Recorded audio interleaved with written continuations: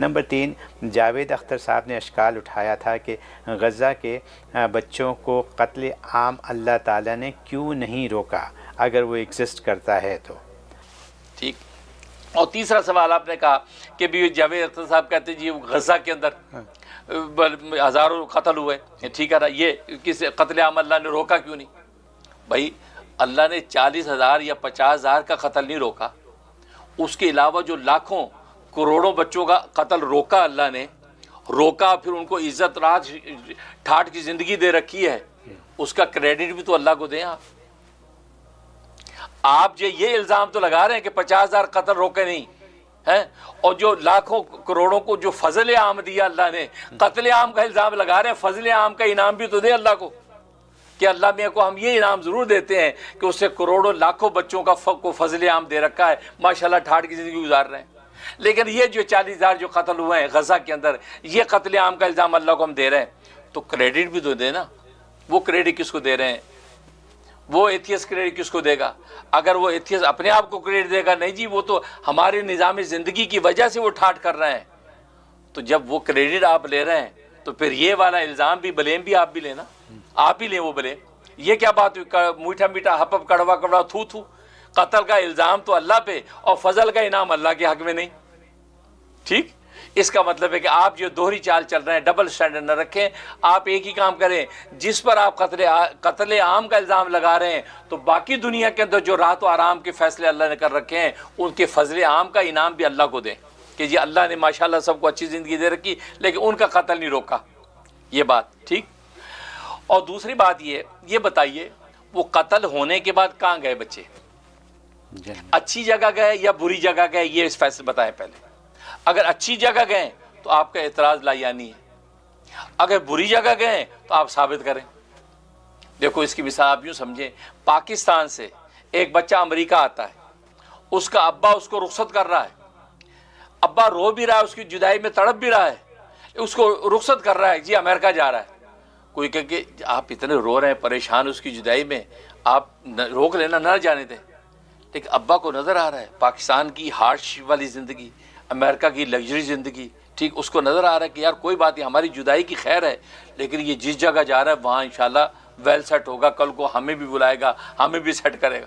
یہ ہوتا ہے نا. انڈیا، بنگلہ دیش اور جہاں جہاں سے لوگ آتے ہیں، ان کے ماں باپ روتے روتے بچوں کو رخصت کر رہے ہیں، ٹھیک ہے نا.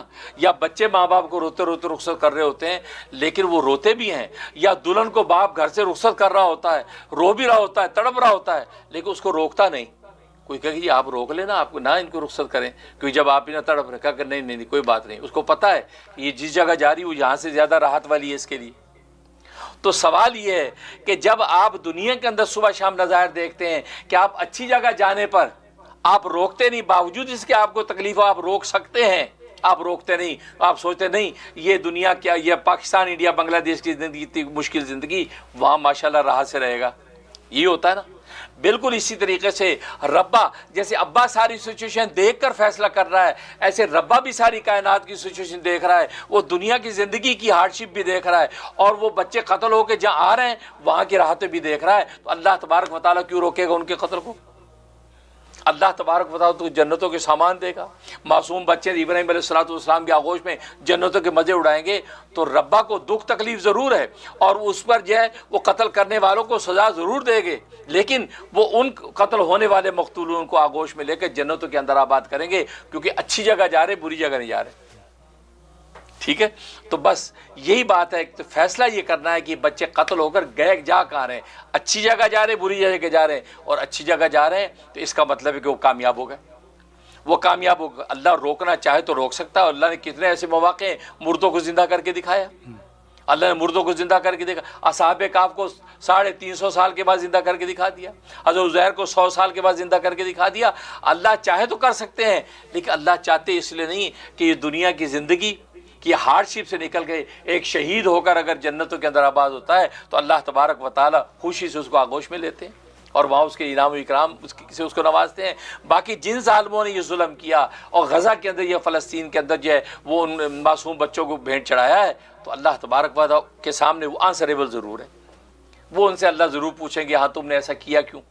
تو بس یہ وہ نظائر اس بات کی علامت ہے کہ یہ دنیا کے اندر جو ہے اللہ تبارک و تعالی نے جو کیا ہے یہ اللہ تبارک و تعالی کی مشیت ہے اور اللہ تبارک و تعالی کی رحمت ہے، کیونکہ اللہ تبارک و تعالی رحیم بھی ہیں اور حکیم بھی ہیں۔ رحیم ہونے کے ساتھ حکیم بھی ہیں، اس کی حکمتیں ہیں، ان حکمتوں کے تحت فیصلے کرتا ہے، اور اللہ کو پتہ ہے کہ دنیا کی زندگی سے آخرت کی زندگی عرفہ ہے، اور انبیاء نے بھی یہ حقیقت کو بتا دیا، لا عیش الا عیش الآخرہ، دنیا کی زندگی نہیں، اصل زندگی آخرت کی زندگی ہے۔ لہٰذا وہاں اگر بچے قطر ہو کے گئے تو یہ بھی اللہ تبارک و تعالیٰ کی مسلط ہے، لہٰذا جو ایتھیسٹ جو ہے اس کو یہ سمجھ لینا چاہیے یہ اللہ تبارک و تعالیٰ مشیت ہے، اور اسی طریقے سے اللہ تبارک و تعالیٰ اپنی فضل الرحمت سے نوازتے ہیں۔ سبحان اللہ۔ تو اللہ سے دعا ہے کہ اللہ تبارک و تعالیٰ عمل کی توفیق نصیب فرمائے۔ بہت بہت بہت شکریہ حضرت ہمیں